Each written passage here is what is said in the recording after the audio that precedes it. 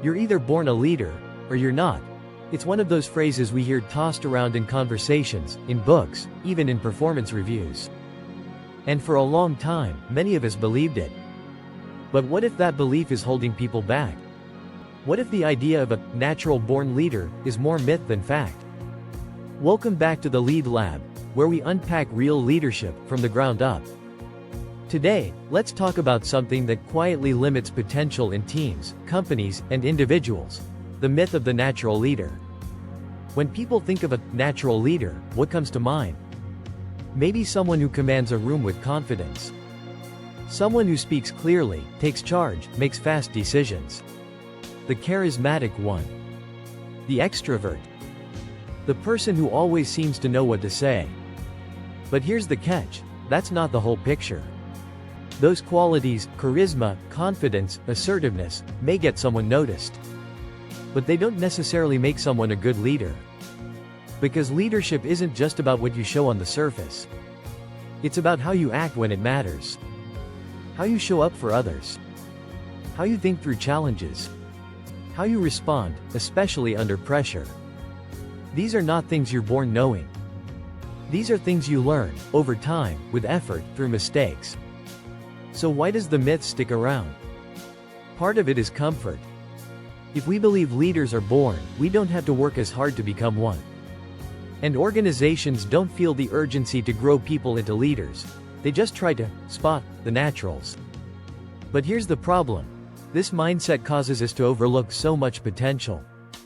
It sidelines quiet professionals who are thoughtful, who observe deeply, who make intentional decisions. It discourages people who don't fit the loud, confident stereotype. And it convinces too many people that leadership isn't for them, when in fact, it absolutely is. Let's reframe this completely. Leadership is a skill set. It's not a title. It's not a gift. It's not a personality type. It's a set of learned behaviors. Communicating with clarity, listening with empathy, making decisions with responsibility, adapting in uncertainty, holding yourself and others accountable, growing through feedback, not shrinking from it. And like any other skill, it takes time. It takes reps. It takes reflection. No one wakes up suddenly excellent at leading. It's built slowly, through hundreds of small moments and choices. You don't need a corner office to lead.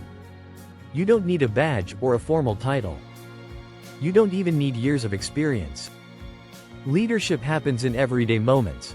When you help a teammate through a tough project, when you step up to admit a mistake before anyone else, when you speak up for someone who isn't being heard, when you bring calm to chaos in a stressful situation. These are acts of leadership.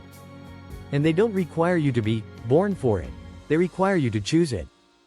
So if you've ever looked at yourself and thought, "I'm not loud enough. I'm not confident like them. I'm not a natural leader," pause.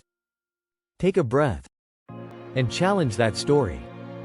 What matters is not whether you were born with it. What matters is whether you're willing to learn it. Because leadership isn't a gift. It's a responsibility. And it's something you earn, by showing up again and again. By being curious, not certain. By growing, not coasting.